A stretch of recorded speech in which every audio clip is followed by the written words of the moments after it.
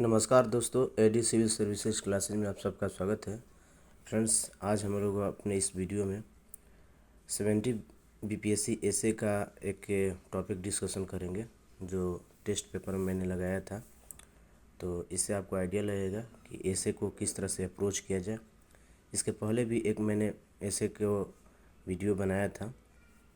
तो चलिए आज दूसरा एसए देखते हैं। एसए का जो टॉपिक है फ्रेंड्स, जहाँ विज्ञान समाप्त होता है वहाँ से अध्यात्म शुरू होता है। ठीक है, तो ये ऐसे का टॉपिक है यहाँ पर। ठीक है, तो चलिए स्टार्ट करते हैं। एक दिन मैं अपने मोबाइल पर दार्शनिक ओशो का एक प्रवचन सुन रहा था जिसमें वे अपने विज्ञान एवं ईश्वर के संदर्भ में बातें कर रहे थे। उन्होंने बतलाया कि विज्ञान की पहुँच कण तक है, इसलिए विज्ञान पदार्थ के निर्माण से लेकर समस्त जीव जंतुओं की संरचना प्रणाली को परिभाषित कर सकता है। एक एक प्रमाण को तथ्यों के साथ वैज्ञानिक स्तर पर विश्लेषण कर सकता है, किंतु ईश्वर का संबंध कण नहीं अपितु भावना से जुड़ा होता है। इसलिए विज्ञान ईश्वर तक नहीं पहुंच पाता। अतः विज्ञान कण तक और ईश्वर भावना से संबंधित है। उपयुक्त ओशो की इस धारणा को हम आगे के अपने निबंध में स्पष्ट करेंगे, लेकिन इसके पहले हमें विज्ञान और अध्यात्म को समझना होगा। विज्ञान प्रकृति एवं मानव निर्मित जीव जंतुओं, पदार्थों आदि का अध्ययन होता है। वहीं अध्यात्म ईश्वरीय गुणों से स्वयं को जोड़ना तथा परम आनंद की प्राप्ति हेतु अलौकिक शक्तियों पर आस्था से संबंधित होता है। एक प्रकार से विज्ञान अलौकिक जबकि अध्यात्म पारलौकिक जीवन से जुड़ा विषय है।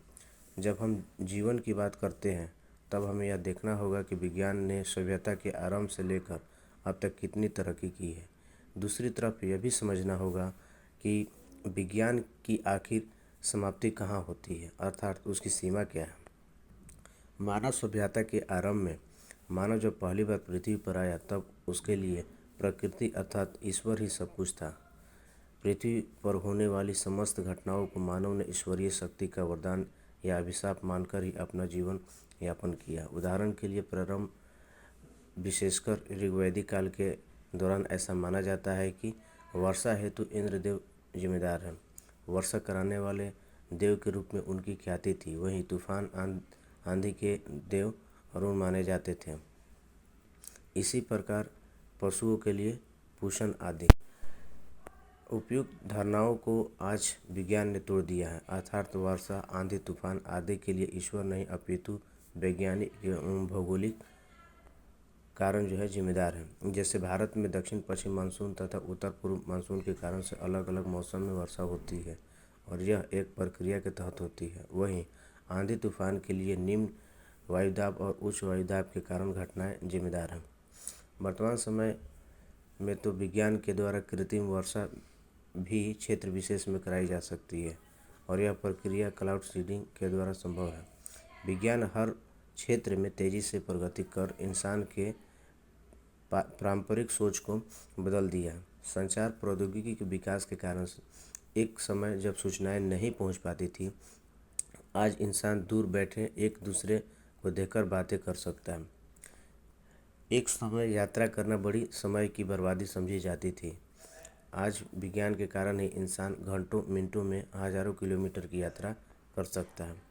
इंसान ने ईश्वरीय चुनौती को स्वीकार करते हुए मानव बुद्धि के समान कृत्रिम बुद्धिमत्ता की सहायता से रोबोट बनाए हैं जो इंसान की सामान्य क्षमता से कई गुना सरलता से काम करने में सक्षम है। विज्ञान के द्वारा प्राप्त की गई उपयुक्त उपलब्धियों के बावजूद विज्ञान की कई सीमाएं हैं। जैसे क्या इंसान के मन के भांति चलयान कोई यंत्र विज्ञान बना सकता है? क्या विज्ञान एक ही समय में दूर बैठे दो इंसानों को एक साथ उपस्थित करा सकता है? क्या कभी रोबोट मानव की भांति संवेदना पैदा कर सकता है? जब इन प्रश्नों पर विज्ञान खामोश हो जाता है तब अध्यात्म बोलना प्रारंभ करता है। पूर्व में मेरे द्वारा उठाए गए प्रश्न भाव अथवा भावना से जुड़े हुए हैं, अतः इनका उत्तर आज भी विज्ञान के पास नहीं है। निबंध के प्रारंभ में मैंने ओशो का संदर्भ इन्हीं प्रश्नों का उत्तर ढूंढने के लिए लिया था। अध्यात्म जुड़ा मन का विषय है। ऐसा कहा जाता है कि मन के समान कोई दूसरा गतिशील चीज़ नहीं है। यह पलक झपकते ही पूरे ब्रह्मांड की सैर कर सकता है। मानव सहित सभी जीव जंतुओं में विकसित भावनाएं किसी प्रयोगशाला में तैयार करना संभव नहीं है। उदाहरण के लिए रजनीकांत अभिनीत फिल्म रोबोट में रोबोट को मानव के समान पूरी तरह से तैयार तो कर दिया गया, किंतु इंसान की तरह की भावनाएं न होने के कारण उसका फिल्म में मजाक उड़ाया जाता है। वर्तमान समय में विज्ञान के द्वारा कई गंभीर बीमारियों का सफल इलाज किया गया, किंतु आज भी मौजूदा दौर में कई ऐसी बीमारियां हैं जिन्हें विज्ञान से ज़्यादा अध्यात्म की आवश्यकता है।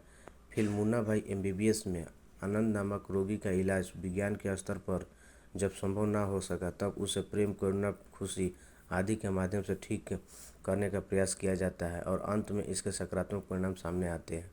निबंध में विज्ञान एवं अध्यात्म को हमें एक दूसरे का विरोधाभासी न मानकर एक दूसरे का पूरक समझना चाहिए, क्योंकि वर्तमान समय में विज्ञान हर चीज़ नए अन्वेषण की खोज में लगा हुआ है। एक से बढ़कर एक रहस्यमयी चीज़ों को सुलझाने में लगा है। विज्ञान और अध्यात्म एक साथ मिलकर इस पृथ्वी एवं मानव सभ्यता को बहुत कुछ अनमोल चीज़ों को दे सकते हैं। विशेषकर पूरब का अध्यात्म और पश्चिम का विज्ञान मिलकर जीवन को और भी सरल और सुगम बना सकते हैं। ऐसी ही स्वामी विवेकानंद का भी मानना था ऐसा ही स्वामी विवेकानंद का भी मानना था कि पूरब और पश्चिम अपनी आध्यात्मिकता और वैज्ञानिकता को संयुक्त कर गरीबी, बेरोजगारी, जलवायु परिवर्तन जैसी समस्याओं से लड़ सकते हैं।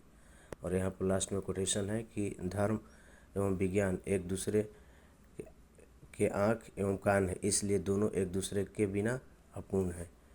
तो ये फ्रेंड्स लिखा हुआ था और इसमें मुझे 41.5 मिले थे। मार्क्स तो थोड़ा कम ही मिला था, क्योंकि मुझे और भी एंगल डायमेंशन वगैरह इसमें लेने थे। बाकी आप लोग बताइएगा इसमें कहाँ क्या सुधार किया जा सकता है, और ऐसे के बारे में बताइएगा कि आपको कैसा लगा। ठीक है फ्रेंड्स, तो आज की वीडियो में इतना ही। मिलेंगे हम लोग अपने नए वीडियो में, तब तक के लिए धन्यवाद।